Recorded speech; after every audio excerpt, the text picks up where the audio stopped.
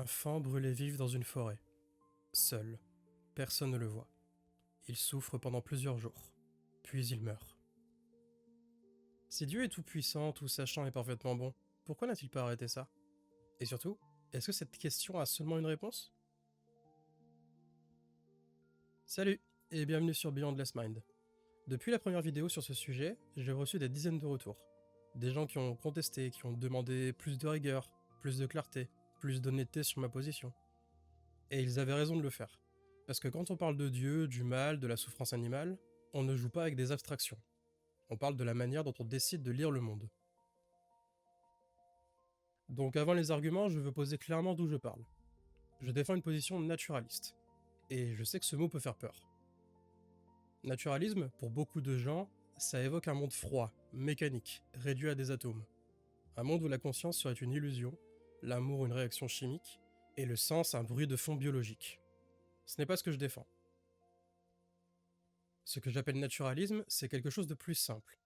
Je pense que tout ce qui existe appartient à un seul ordre de réalité. La conscience, les émotions, les valeurs, l'art, les relations humaines, tout ça fait partie du monde. Pas d'un étage surnaturel qui flotterait au-dessus. Le monde naturel que j'habite est un monde de cerveau, d'organismes, de signification, de blessures et d'espoir. C'est un monde riche. Je ne nie pas du tout sa profondeur, je nie seulement qu'elle exige un dieu pour exister. C'est à partir de là que je pose la vraie question de cette vidéo. Quand on regarde le monde tel qu'il est réellement, ressemble-t-il davantage à ce qu'on attendrait si un dieu omnipotent, omniscient et parfaitement bon existait?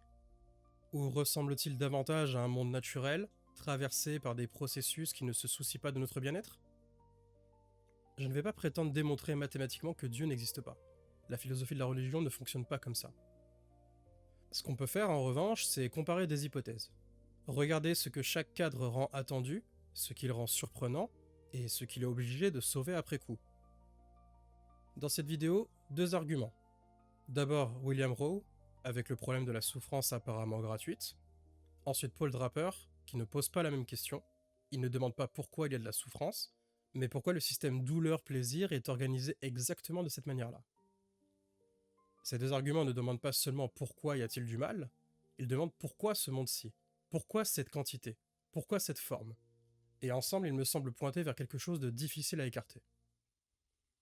Commençons par Rowe et par l'exemple du faon. Mais avant d'y arriver, il faut comprendre une expression précise, parce que tout l'argument repose dessus, c'est la souffrance gratuite. Ici, gratuite ça ne veut pas dire injuste ou imméritée, même si c'est souvent vrai aussi. Dans ce débat, une souffrance gratuite, c'est une souffrance qui n'a pas de justification suffisante. Elle ne permet pas un bien supérieur, et elle n'empêche pas un mal pire. Elle n'est pas non plus nécessaire à quelque chose de plus vaste. Si elle disparaissait du monde, rien d'essentiel ne serait perdu. Le monde serait simplement meilleur. C'est une définition technique, et elle est importante. Parce que l'argument de Rowe n'est pas « le mal existe, donc Dieu est impossible ». Cette version existe, on l'appelle le problème logique du mal, mais la plupart des philosophes pensent qu'elle est trop ambitieuse. Il suffit de montrer qu'il est logiquement possible qu'un Dieu bon ait une raison de permettre certains mots pour bloquer cet argument. Pas besoin de prouver que cette raison existe vraiment. Rowe fait quelque chose de plus prudent, et je pense de plus fort. Il propose ce qu'on appelle le problème évidentiel du mal, ou l'argument probabiliste. Non pas que Dieu soit impossible, mais plutôt que Dieu est improbable. C'est une inférence à partir de ce qu'on observe, pas une certitude absolue ni une preuve mathématique, mais plutôt une évaluation raisonnable, comme quand on juge qu'il va pleuvoir parce que le ciel est couvert depuis 2 jours. Sa question est très simple. Quand on regarde honnêtement le monde, est-il vraiment plausible que toutes les souffrances atroces qui existent soient nécessaires à un bien supérieur? Pour rendre ça concret, il imagine une forêt, loin de toute habitation humaine, loin de tout regard. La foudre frappe un arbre mort. Un incendie commence, et un jeune faon se retrouve piégé. Il est gravement brûlé, mais il ne meurt pas tout de suite. Il reste là, incapable de fuir et incapable de se relever. Il souffre pendant plusieurs jours. Personne ne le voit. Personne n'apprend quoi que ce soit. Personne ne devient plus courageux, plus compatissant ou encore plus sage à cause de cette scène. Il n'y a pas de libre arbitre humain à préserver. Pas de leçon de morale. Et pas de transformation spirituelle. Juste une douleur animale, dans le noir. Puis la mort. La question de Rowe est directe. Si un dieu omnipotent, omniscient et parfaitement bon existe, est-il vraiment raisonnable de penser qu'il ne pouvait pas empêcher cette agonie sans perdre quelque chose d'essentiel? Il aurait pu faire tomber la foudre ailleurs, il aurait pu abréger la souffrance, il aurait pu faire mourir l'animal instantanément. Et apparemment, rien de précieux n'aurait été perdu. Le mot qui compte ici, c'est apparemment. Mais avant d'aller plus loin, je veux écarter une objection qu'on entend souvent. Elle ressemble à ça. Le problème du mal est nul, c'est Dieu qui fixe ce qui est bien ou mal, ce n'est pas à nous d'en juger. C'est une confusion qu'il faut nommer clairement. L'argument de Rowe ne demande pas qui fixe les normes morales. Il ne s'agit pas de savoir si c'est Dieu la raison ou la nature qui décide de ce qui est bien. C'est une autre question, intéressante mais à part. Ce que l'argument fait, c'est bien plus simple. Il prend au mot ce que le théiste lui-même affirme de Dieu. C'est le théiste qui dit qu'un être parfaitement bon empêche les souffrances inutiles qu'il peut empêcher. Rowe se contente de demander si le monde que nous observons est compatible avec cette description. Ce n'est pas une norme extérieure imposée à Dieu depuis l'extérieur. C'est le théisme classique lui-même qui est mis à l'épreuve de ses propres affirmations. Et il y a quelque chose d'encore plus profond ici. Dire que Dieu fixe ce qui est bien de manière totalement arbitraire, c'est une position qui résout l'objection certes, mais à un prix. Si bon appliqué à Dieu signifie simplement ce que Dieu veut, alors ce mot ne désigne plus une propriété réelle, c'est une étiquette vide. Cette objection échappe au problème du mal, mais elle le fait en sacrifiant la bonté de Dieu elle-même. Ce n'est pas une sortie gratuite. Parce que la réponse la plus naturelle au fond, c'est « tu ne sais pas, peut-être que Dieu avait une raison cachée, une chaîne de conséquences que tu ne peux pas voir ». Et c'est vrai, nous ne voyons pas tout. Notre perspective sur l'ensemble du réel est minuscule. Cette réponse a un nom dans la littérature philosophique, on appelle ça le théisme sceptique. Ça a été formalisé par des philosophes comme Michael Bergman et Peter Van Inwagen. L'idée centrale, c'est que nos capacités cognitives sont limitées. Si Dieu avait des raisons très complexes de permettre certaines souffrances, nous ne serions peut-être pas capables de les comprendre. Donc le fait qu'on ne voit pas de justification ne prouve pas qu'il n'y en a pas. Cette réponse a une force réelle et je ne veux vraiment pas la minimiser. Mais au bout du bout, cette réponse a 3 coups qu'on ne peut pas ignorer. Le premier, si nous sommes trop limités pour juger qu'une souffrance absurde est un indice contre la bonté de Dieu, alors nous sommes aussi trop limités pour juger qu'une guérison inattendue ou un sentiment de providence est un indice en sa faveur. Le théisme sceptique protège Dieu contre les mauvais indices, mais il neutralise aussi les bons. On ne peut pas accepter un sens asymétrique de nos limites cognitives. Ensuite, pour le deuxième coup, ce serait une hypothèse qu'on peut protéger contre presque n'importe quelle observation lorsqu'elle commence à perdre en pouvoir explicatif. Elle n'explique plus le monde, elle s'y adapte après coup. Quoi qu'il arrive, on peut toujours dire qu'il y a peut-être une raison cachée. Mais une théorie qu'on sauve comme ça de tous les contre-exemples n'est plus vraiment en contact avec ce qu'elle est censée expliquer. Au final, on n'explique plus rien. On reste sur un espèce de biais d'ignorance.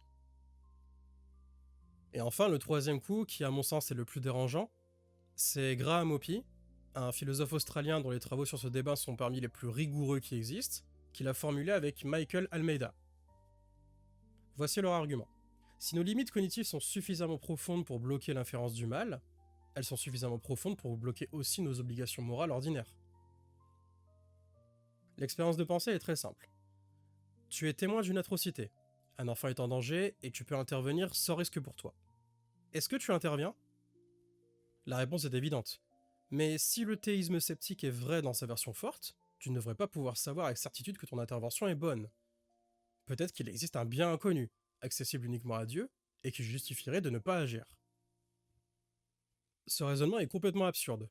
Et il l'est précisément parce que les mêmes limites cognitives qu'on invoque contre le problème du mal feraient également s'effondrer notre capacité à raisonner moralement dans le monde concret. Almeida et Hoppe posent donc un dilemme net. Soit le théisme sceptique est assez fort pour bloquer l'argument du mal, et dans ce cas, il détruit aussi la délibération morale ordinaire, soit il préserve notre capacité à raisonner moralement, et dans ce cas, il n'est pas assez fort pour bloquer l'argument du mal. Le théiste doit choisir entre les deux branches, et ni l'une ni l'autre n'est confortable. Donc selon moi, pour Rowe, l'argument ne réfute pas le théisme à lui seul, mais il donne une raison forte de penser que ce monde contient probablement des souffrances qu'un dieu parfaitement bon n'aurait pas permises. Et si c'est le cas, alors le dieu classique n'existe probablement pas. Ensuite, on change d'angle avec Draper.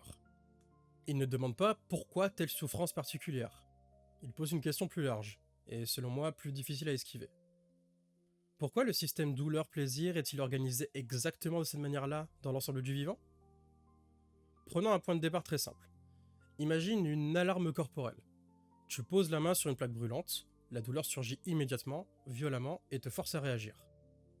Dans ce cas précis, la douleur fonctionne. Elle protège. Elle transmet une information utile. Mais maintenant, imagine une douleur chronique. Un nerf abîmé, une migraine qui revient semaine après semaine, une douleur qui continue longtemps après avoir cessé d'être utile, qui ne t'apprend plus rien, qui ne protège plus rien, et qui mange ton attention et fatigue ton corps sans servir aucune fonction identifiable. L'alarme ne t'informe plus, elle te torture. Et Draper demande à quelle hypothèse est-ce que ce tableau ressemble le plus. D'un côté, le théisme classique, donc un dieu parfaitement bon qui se soucie profondément des créatures sensibles et qui avait le pouvoir d'organiser les choses autrement, et de l'autre, ce qu'il appelle l'hypothèse d'indifférence. La douleur et le plaisir ne résultent pas d'un agent surnaturel bienveillant ou malveillant, ils résultent de processus naturels qui ne se soucient pas de notre bien-être. Aucun architecte moral n'a conçu ce système, il a émergé. Sous l'hypothèse d'indifférence, ce qu'on observe n'est pas surprenant du tout. La sélection naturelle ne cherche pas le bonheur, elle ne cherche pas non plus la justice.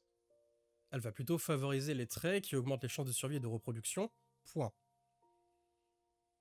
Donc une douleur qui pousse un organisme à éviter un danger sera sélectionnée, même si elle est brutale, même si elle déborde, et même si elle continue quand elle n'aide plus. Et un plaisir qui stabilise des comportements utiles à la survie sera sélectionné, pas parce que l'univers veut notre joie, mais parce que certains plaisirs servent la vie. Ce système est exactement le genre de choses qu'on s'attend à trouver dans un monde naturel, adaptatif mais cruel, fonctionnel mais imparfait, et enfin efficace mais indifférent. Sous le théisme classique, en revanche, cette même distribution devient étrange, parce qu'un dieu parfaitement bon aurait pu faire autrement. Il aurait pu créer des signaux d'alerte moins atroces, il aurait pu limiter la douleur à sa fonction informative, il aurait pu éviter les douleurs chroniques inutiles, les agonies prolongées, et les souffrances qui n'aboutissent à rien. Et c'est là pour moi que l'argument devient vraiment difficile à écarter, parce que la souffrance ne commence pas avec l'être humain. Avant même qu'il y ait des civilisations, des prières, des débats moraux, il y a eu des centaines de millions d'années de vie sensible. Des animaux blessés, parasités, dévorés vivants, des petits qui meurent dans la faim, des êtres qui ne transforment pas leur douleur en sagesse, qui souffrent, et dont la souffrance s'inscrit dans la mécanique impersonnelle de la prédation, de la compétition et de la survie. Le théiste peut répondre que certaines souffrances permettent de vrais biens. Le courage, la compassion, la profondeur morale, etc. Et dans certains cas humains, c'est vrai. Une épreuve peut transformer quelqu'un. Un danger peut faire naître du courage réel. Mais Draper ne parle pas de quelques cas humains où la souffrance a été transcendée. Il parle de l'architecture globale du vivant, de tout le système, de toute l'histoire biologique. Et là, je ne vois pas comment les biens moraux humains peuvent justifier la masse de souffrances animales, préhumaines, anonymes, non intégrées à aucune trajectoire morale consciente. La douleur telle qu'elle existe ressemble à un instrument biologique grossier. Elle protège parfois, elle détruit souvent, elle informe parfois et elle écrase souvent, elle est utile juste assez souvent pour être sélectionnée, mais elle n'est pas bonne au sens où un amour parfait chercherait le bien des créatures sensibles. Ce n'est pas simplement il y a de la douleur donc Dieu n'existe pas, c'est plutôt la manière dont la douleur et le plaisir sont distribués dans le vivant est beaucoup plus probable si aucun agent parfaitement bienveillant n'a organisé ce système. Et pour un naturaliste, ce n'est vraiment pas une surprise. Un monde naturel, évolutif, indifférent produit des signaux utiles à la survie, et pas des signaux moraux optimaux. Alors, où est-ce que ces deux arguments nous laissent? Rowe nous pousse à regarder des souffrances particulières et à demander honnêtement si elles servent vraiment à quelque chose. Draper nous pousse à prendre du recul et à regarder la structure entière du vivant, et à demander si ce système ressemble à l'œuvre d'un amour parfait. Dans les deux cas, on n'obtient pas une démonstration absolue, mais on obtient quelque chose de philosophiquement sérieux. Le monde contient des formes de souffrance qui sont beaucoup plus attendues sous le naturalisme que sous le théisme classique. Quand je regarde la douleur animale, les agonies isolées, les signaux biologiques qui protègent parfois et torturent souvent, je n'ai pas l'impression de voir un monde qu'un dieu parfaitement bon aurait choisi. J'ai plutôt l'impression de voir un monde naturel, riche, parfois bouleversant de beauté, mais traversé par une indifférence fondamentale. Et cette conclusion, même si elle peut être dure, a une conséquence pratique. Ce n'est pas une consolation de substitution, mais plutôt une conséquence logique. Si certaines douleurs n'ont pas de garant cosmique, elles n'ont plus d'excuses cosmiques. Elles n'attendent pas d'être justifiées, elles attendent d'être réduites. Et si personne ne les a voulues pour un plus grand bien, alors c'est à nous de les prendre en charge, avec les moyens humains, mais réels que nous avons. À l'origine, je voulais tout traiter dans une seule vidéo. Rowe, Draper, Schellenberg, les esprits physiques, le défi du dieu mauvais, et ma conclusion personnelle complète.